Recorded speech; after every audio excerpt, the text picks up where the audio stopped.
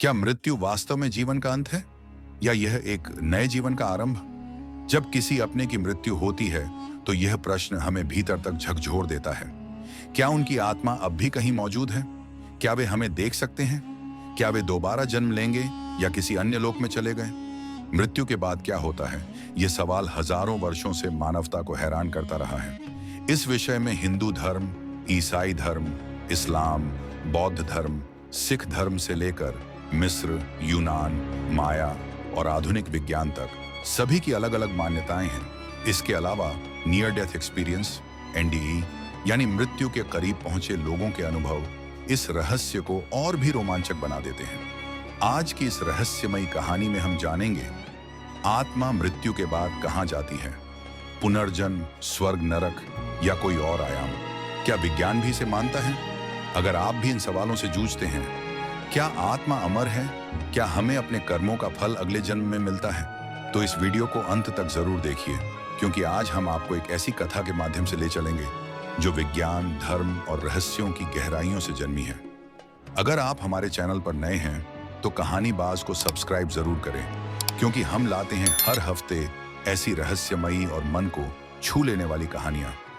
Bell icon दबाना न भूलें, ताकि अगली बार जब मौत, आत्मा या पुनर्जन्म पर बात हो तो आप पीछे न छूटें। यह कहानी काल्पनिक पात्र वैदिक की यात्रा से शुरू होती है, जिसके माध्यम से हम आत्मा के हर चरण को समझेंगे। मृत्यु, स्वर्ग, नरक, पुनर्जन्म, कर्म फल और वैज्ञानिक अनुभवों के आधार पर आत्मा की यात्रा। वाराणसी के एक साधारण से परिवार में रहने वाला 68 वर्षीय वैदिक जीवन भर पूजा पाठ और सत्कर्मों में लीन रहा। एक दिन हृदयाघात से उसकी मृत्यु हो गई। परिवार शोक में डूबा था, पर उसी पल कुछ ऐसा हुआ जो विज्ञान की पकड़ से परे था।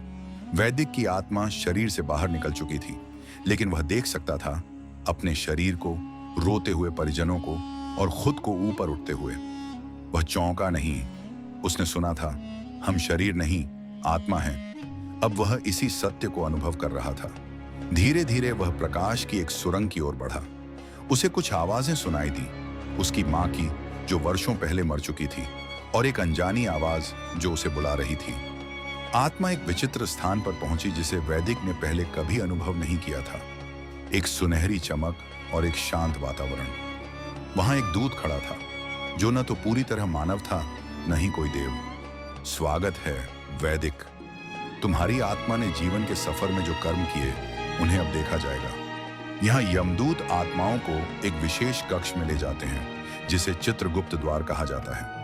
चित्रगुप्त द्वारा आत्मा के कर्मों का लेखा जोखा दिखाया जाता है, अच्छे बुरे सब कुछ। वैदिक के सामने स्क्रीन जैसी चीज पर उसके जीवन के हर कर्म चलने लगे।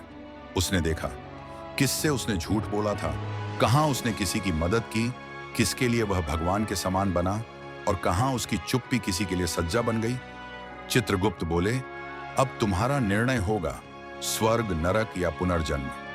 हिंदू धर्म, हिंदू मान्यता अनुसार मृत्यु के बाद आत्मा शरीर त्याग कर यमलोक जाती है, जहां उसके कर्मों के अनुसार निर्णय होता है। यदि पुण्य अधिक हो तो आत्मा स्वर्ग जाती है, यदि पाप अधिक हो तो उसे नरक में दंड भुगतना पड़ता है। इसके बाद आत्मा को पुनः पुनर्जन्म दिया जाता है। पुनर्जन्म का चक्र तब तक चलता रहता है जब तक आत्मा मोक्ष न प्राप्त कर ले। बौद्ध धर्म यह मानता है कि आत्मा जैसा कोई स्थायी तत्व नहीं होता, लेकिन चेतना का एक क्रम चलता है जो कर्मों पर आधारित पुनर्जन्म को जन्म देता है। ईसाई धर्म, मृत्यु के बाद आत्मा स्वर्ग या नरक जाती है, जहां ईश्वर न्याय करता है। यीशु पर आस्था रखने वाले सीधे स्वर्ग जाते हैं। अच्छे कर्म और विश्वास के आधार पर आत्मा की शांति या सजा तय होती है। इस्लाम धर्म, मृत्यु के बाद आत्मा बरजक नामक स्थान पर जाती है, एक मध्य स्थिति। कयामत के दिन सभी आत्माओं का पुनरुत्थान होगा, फिर ईश्वर द्वारा निर्णय होगा, जन्नत, स्वर्ग या जहन्नुम, नरक। सिख धर्म, सिख दर्शन भी पुनर्जन्म और कर्म फल पर विश्वास करता है। जैसी करनी वैसी भरनी, इस आधार पर आत्मा का अगला जीवन तय होता है। नियर डेथ एक्सपीरियंसेस (NDE) कई बार लोग क्लिनिकली डेड हो जाते हैं, यानी दिल बंद, दिमाग निष्क्रिय, लेकिन कुछ समय बाद जब वे पुनर्जीवित होते हैं तो कुछ अद्भुत अनुभवों की बात करते हैं। एक सुरंग से गुजरना, प्रकाश की ओर बढ़ना, अपने पूरे जीवन को एक फ्लैश में देखना, अपने शरीर को ऊपर से देखना, दिव्य उपस्थिति का अनुभव। यह अनुभव अमेरिका, भारत, जापान और अफ्रीका हर संस्कृति में समान पाए गए हैं। डॉ एबन अलेक्जेंडर, एक न्यूरोसर्जन जो खुद को नास्तिक मानते थे, को मृत्यु के करीब पहुंचने के बाद ऐसी दिव्य उपस्थिति महसूस हुई जिसे वे प्रूफ ऑफ हेवन में वर्णित करते हैं।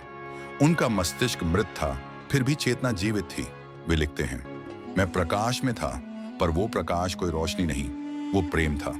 स्वर्ग, हेवन, हिंदू धर्म, इंद्रलोक, जहां अप्सराएं, नंदनवन, अमृत और आनंद का साम्राज्य होता है। ईसाई धर्म, स्वर्ग ईश्वर का घर है जहां केवल पवित्र आत्माएं रहती हैं। इस्लाम, जन्नत, जहां दूध, शहद, हूरें और शांति है। नरक, हेल, हिंदू धर्म, 28 नरकों का वर्णन मिलता है, जैसे तामस्र, महारौरव, कुंभीपाक आदि। ईसाई धर्म, नरक वह जगह है जहां आत्माएं शैतान के अधीन होती हैं। इस्लाम, जहन्नुम, अग्नि का स्थान जहां आत्माओं को दंड मिलता है। मृत्यु के बाद आत्मा फिर से धरती पर जन्म लेती है। यह जन्म पिछले जन्म के कर्मों पर आधारित होता है और इस जन्म के जीवन की दिशा तय करता है। पिछले जन्म की याद रखने वाले बच्चे। शांति देवी, भारत। दिल्ली की रहने वाली यह लड़की 3 साल की उम्र में कहने लगी कि उसका असली घर मथुरा में है।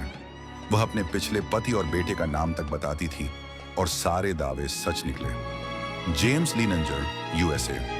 उसने दावा किया कि वह दूसरे विश्व युद्ध का पायलट था। विमान मॉडल, स्थान और सैनिकों के नाम तक उसने बताए जो इतिहास में दर्ज थे। मोक्ष का अर्थ है पुनर्जन्म के चक्र से मुक्ति। जब आत्मा सारे कर्म बंधनों से मुक्त हो जाती है, तब वह ब्रह्म में लीन हो जाती है। भगवद गीता कहती है, न जायते म्रियते व कदाचित। आत्मा कभी जन्म नहीं लेती, न कभी मरती है। योग, भक्ति, ज्ञान और कर्म, ये 4 मार्ग हैं मोक्ष की ओर। मुक्त आत्मा फिर जन्म नहीं लेती, वह शांति, प्रेम और परम सत्य में विलीन हो जाती है। मृत्यु एक अंत नहीं, एक स्थानांतरण है, एक नए आयाम में प्रवेश। आत्मा शाश्वत है, वह शरीर बदलती है, अनुभव प्राप्त करती है, सीखती है और अंततः उस दिव्यता में लौट जाती है जहां से वह आई थी। चाहे आप किसी भी धर्म को माने, एक बात स्पष्ट है, आत्मा का अस्तित्व, कर्मों का प्रभाव और पुनर्जन्म का चक्र, ये केवल कल्पना नहीं बल्कि एक रहस्यमयी सत्य है।